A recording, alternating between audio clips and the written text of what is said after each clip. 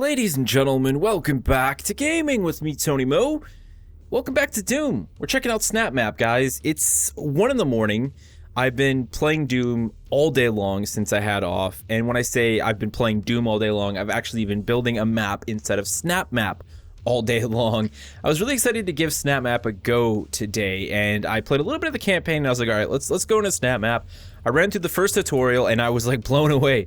I didn't really know what to expect from SnapMap, and to be honest, I didn't expect to be as impressed as I am. There's actually some really great tutorials, by the way. I haven't actually played most of these because I figured it all out on my own. There's puzzles you can do with it. Then, of course, you have all the community stuff going on right now that is rated by the community. It's incredible, and for me, this is like a dream come true, because when I was growing up, I was, playing with the map editor inside of games like Far Cry 2, Far Cry Primal, messing around with things like Unreal Engine at the time for the original Gears of War and Unreal Tournament, and, kind of trying to get into that. Like, that's as far as my game development history ever went, was messing around modding maps a little bit, and I never really took it seriously. I wish I did, but here I am doing YouTube now, so it's okay. So this is like this really simplified and easy to understand, yet extremely complex if you know how to use it, system of building maps. Now, it is said they've actually taken basically what they used to build maps and then refined it so everyone could use it, and I can totally see that. It's actually really fantastic. So why don't we hop into the map that I just published today, which is called Speed and Survival version 1.0 here. We're going to go into edit mode, and I'll show you guys around the map a little bit. I'll talk a little bit just about the basics of SnapMap. Honestly, there's too much to talk about, and the game has really good tutorials. This is one of those instances where I don't think there's a reason to make a tutorial or to sit here and spend 40 hours talking with you guys about what you should do, because the game just does a really good job of explaining that for you, and the next best thing you can do is just play with it. Spend time with it, get used to it, understand it more, and you will be good to go. So this is our top-down view here. It's just a blueprint view. Basically lets you know the layout of everything. You can zoom in a little bit, look around. And then this is the quickest way to kind of get from module to module if you have a really expansive space. Also, this is how you're going to add more modules. So say we wanted to go ahead and add a room right up here. We simply hit G to attach, and we can see our massive selection of couplers, arenas, dead ends, hallways. We got jogs, set pieces. It's crazy. I mean, there's a whole foundry, a prison. Like, this is a substantial space. You want to see how big it is? I'll go ahead and put it down for you guys, and we'll hop into it. Look at this. It's freaking huge. Like, this is so, it's legit. This is what I'm saying. I actually had this in my map at one point, and I was like, what am I doing? Like, Tony, start small, man. Think small here first, and then go into the big stuff before you absolutely kill yourself. Because that's basically what I was doing, was just, not really knowing what the hell was going on. So let's go ahead and delete that wonderful little piece. Maybe one day I'll build a map with that. But let's go ahead and hop to the beginning of my map. The humble startings of my map right here in this tiny little room. And right away you're going to be like, oh my god, what is going on? Well, those are logic chains. And much like building and creating triggers and things like that in real game development, you need logic chains to tell the game what to do when something does something else, if that makes any sense whatsoever. And this all may look really chaotic and complex to somebody who's never done something like this, but it's actually incredibly simple, incredibly well explained to the user, making it very easy to do something like this. This was my first day with SnapMap. I started off, 6 hours later, here's the map that I built. Now, some of you may be like, wow, 6 hours is a long time, but I could have just spent 6 hours playing a game. Instead, I spent 6 hours making something inside of a game. That's a really good feeling. That's a really good feeling. So let's take a look at a really basic logic chain, just to kind of show you guys what's going on. So this is a radiation barrel with a separate hazard that I made it appear to be spraying poison out of the top of it. The idea being like, oh, look at this radiation barrel's leaking. You guys better get out of this room quickly. Super corny, but fun, right? Now, the problem is those radiation barrels can be destroyed by gunfire. So if I destroy these radiation barrels by default, that jet will stay there just floating in the air and it'll look ridiculous. So what you need to actually do, let's go ahead and we'll duplicate this. We'll actually make 2 of these. Give me 1 second here, as soon as I remember how to duplicate things, because I don't remember how, I'll be completely honest, which is bad. Control, there we go. Nope. I'm going to be completely honest, guys. The entire time that I was doing this with a controller, because I really didn't feel like sitting here. Anyways, let's just do it this way. So basically what happens here, I can remove this because I don't need this up here. We will delete all of these chains and kind of start from scratch here for you guys. Okay, so we got our poison jet and we've got our radiation barrel. So we're going to click on the radiation barrel with G and hit add. And we're going to see pretty much the only instance, the only trigger that can be used for radiation barrel, which is on destroyed. We're going to connect that to our poison jet and say disable hazard. So when the radiation barrel is destroyed, the poison jet will be disabled and it'll look like it all just went away in one big, wonderful explosion. That's pretty much how everything works in a nutshell.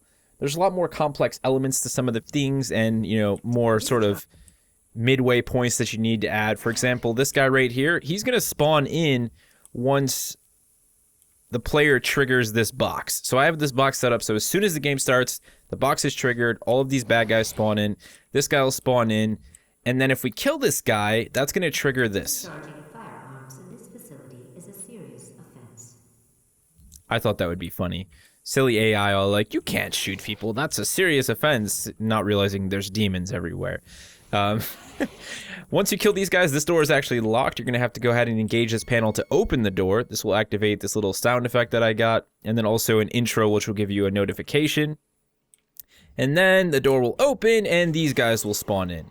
So this is a spawn encounter. I have a single demon here. This is going to be a Hell Knight, but I've also added 2 additional demons. Now this is probably one of the most difficult elements of building a map inside of SnapMap, is you have an idea, you know, you build the layout, and then you start adding enemies, and then you playtest it again and again and again. You playtest it until you're sick to death of playtesting it, until you stop being as good as you thought you were and the map becomes much more difficult because you're trying to balance the enemy types. I didn't want to just fill it. There's actually an AI like construct you can put in and it'll populate the entire area with progressively more challenging enemies.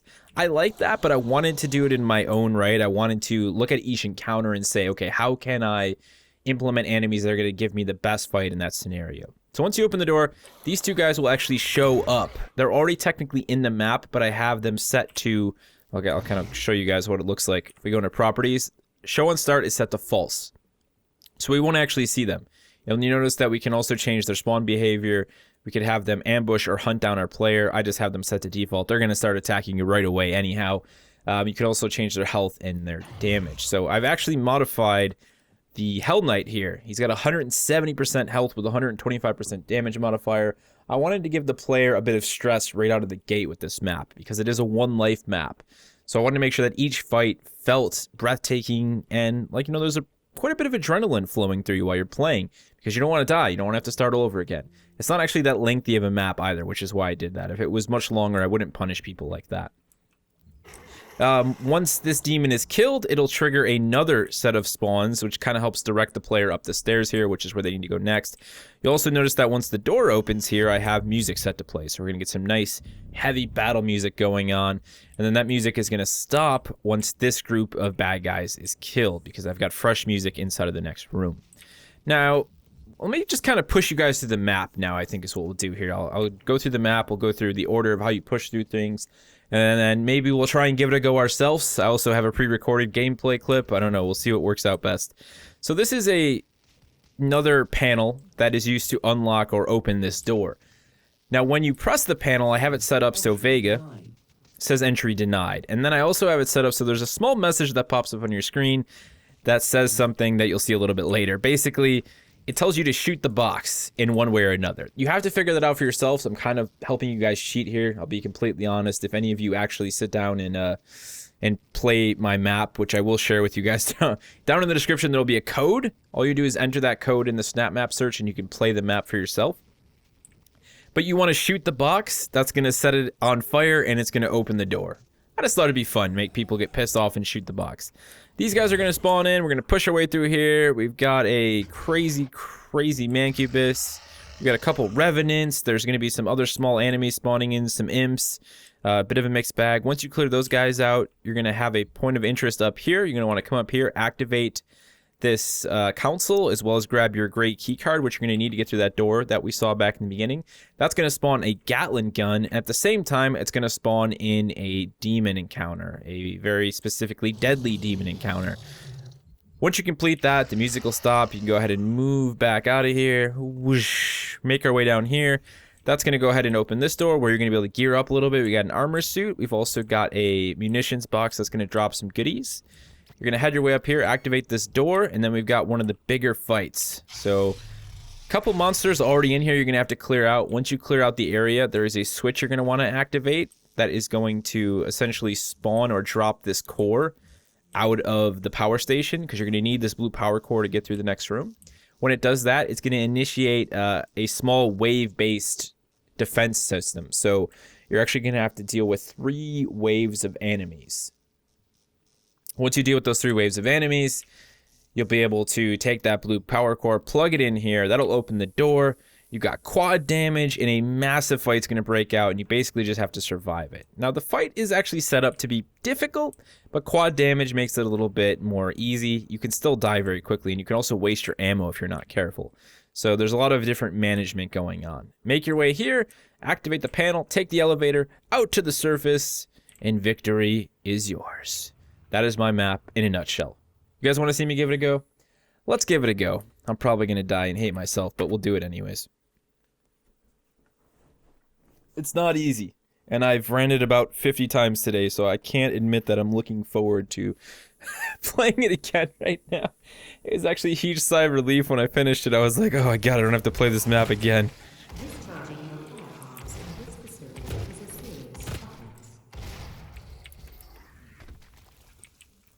Alrighty, we've lost most of our shield, but could have been worse. Speed and survival, go! Now, the big thing about this fight is actually important to eliminate these 2 guys first. Because if we take down the big guy, well, then of course more enemies are going to spawn.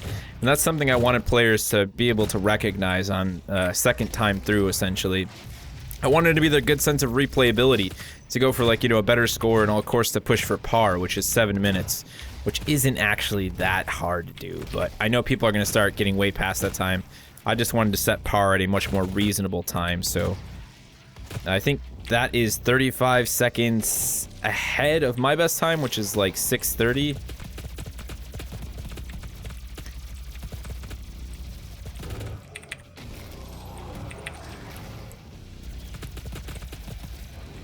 These guys, these shield guys, I love these guys because they're one of those enemy types that's sort of a force multiplier.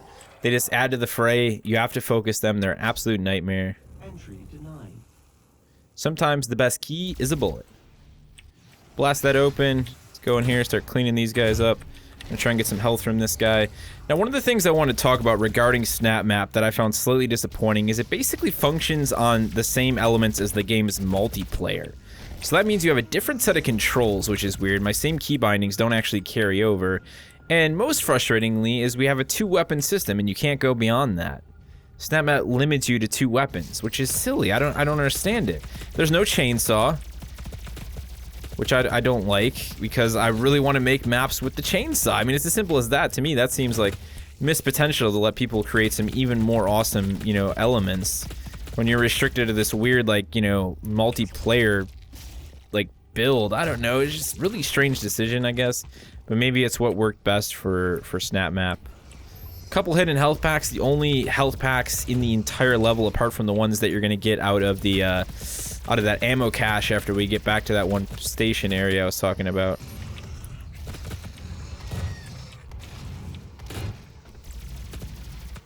You may notice these guys have boosted health. I found them to be way too easy without the additional health on them.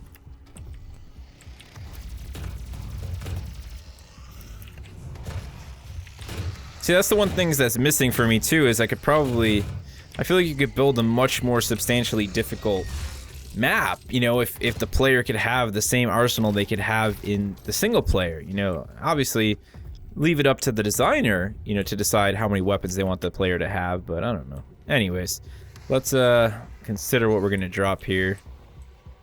Okay, we'll get rid of the shotgun, because we're gonna be picking up a new shotgun soon anyways.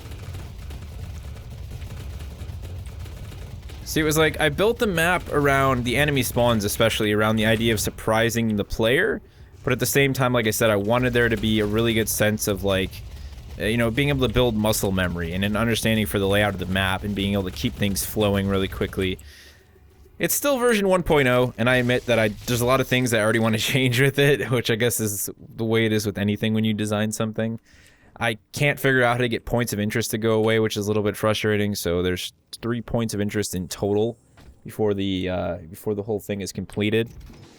That's a little bit frustrating, but it is what it is, I suppose. So let's make our way in here. We got armor pickups. This is actually really fun.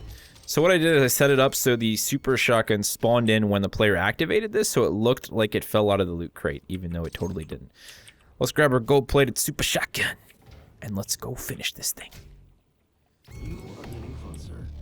Thank you, Vega. A little bit of inspiration for the player there, who's maybe a little bit stressed out, you know, like, oh man, I'm almost there. You're almost there. Just keep fighting, man.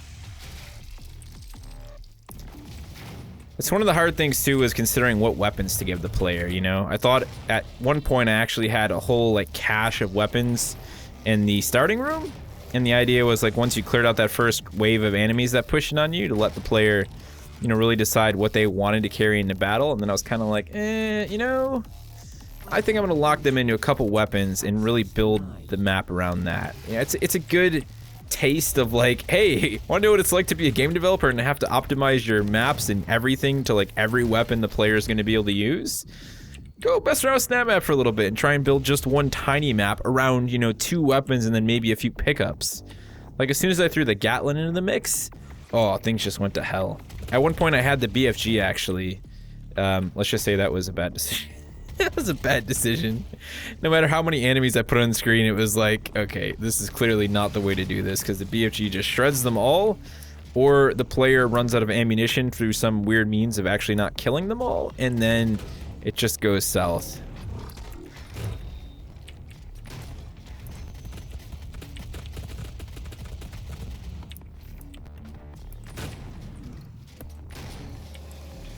Love to get an execution on some of these guys. I should have shot him in the legs.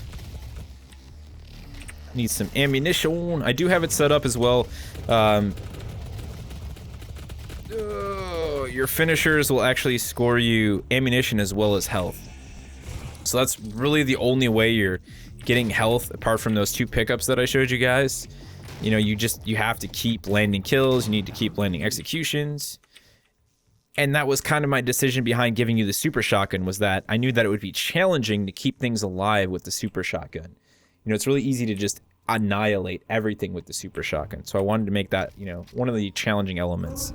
All right, this is it, guys. Grab the quadge damage, set up so the enemies are going to spawn in right now. The big thing is going to be able to go for this guy almost immediately. Quad damage is going to let you do that quickly, but like I said, if you're not careful here with your ammunition, you can really get yourself screwed. Not to mention, there's a lot of imps. Imps love to throw juicy fireballs. This is going really well, but I just had a recording of this where I lost ammo and I was running around trying to melee people and I absolutely failed. Alright guys, that's it. We are escaping to the surface. Bada boom, bada bing. Now you may think that that was intentional, but it's, or unintentional, that camera view. You can actually have a camera that like pans out for cinematics and you can set it up. And at first I was trying to get it to point directly at the guy, and then I thought to myself, what was it like back in the day with all those old games where when you'd finish like a multiplayer session like GoldenEye, it would just show you some random corner of the room. Let's do that. Let's do that as a throwback. Let's just leave it where it is.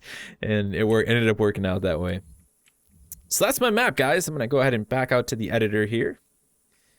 Now, if you guys are interested in checking the map out for yourself, as I said, all you have to do is go ahead to SnapMap community, search by keyword, and then type in the map ID. I'm actually going to have that on the screen the entire video, so you guys will have already seen it with a little notification just to let people know they can go ahead and type in that map ID, and they can give my map a go. If you like it, yeah, you'll check it out. Maybe give it a thumbs up, share it with some of your friends or whatever, man. You know, it's got 2 right now. Somebody played it somewhere. It's early days, but I'm really actually happy with it. Despite a lot of the things that I want to change, I'm still pretty happy with where it's gone. Overall, SnapMap is incredible. I can't wait to see what everybody else is building. A lot of the stuff right now on the community store, I'll be honest, is kind of like, you know, whatever. There's some good ones. There's some wave-based stuff going on. But I'm looking forward to people building some really, really unique stuff. You know, there's already some cool ideas like the Music Maker, basically making beats with your friends. But I just know it's going to get even crazier as time goes on. I just wish they would have let us use the chainsaw. It's the one thing that makes no sense to me. There's also a really weird point system inside of SnapMap. So there's like this weird progression system. So you actually have to unlock SnapMap points, which you can then use to like customize your character separately from the multiplayer, and then also to purchase like backgrounds and little images to use in your maps. I don't know. There's some weird decisions there. It is what it is, I guess. It's just they gamified, like, you know, the map editor. Not exactly what I would have done, but at the end of the day, SnapMap doesn't really suffer from it. If you own Doom, whether you're playing on the console or playing it on the PC, seriously give this a chance. Check out the tutorials. You might find yourself hooked on building these maps, and you know, this is actually the point in time where we have communities where people will actually play this stuff. This isn't like Far Cry, you know, Predator or Far Cry 2 where I was building maps for a game that didn't even allow map sharing. You just really had to like privately host. It was silly. Anyways, it's not like that anymore. Thank you guys for joining me. I'm gonna go to sleep now because I am absolutely exhausted. Actually, I'll probably go play more Doom, even though it's going on 2 o'clock in the morning. I hope you have a wonderful night, day, morning, evening, whatever time it is. Enjoy the rest of your weekend and play some Doom.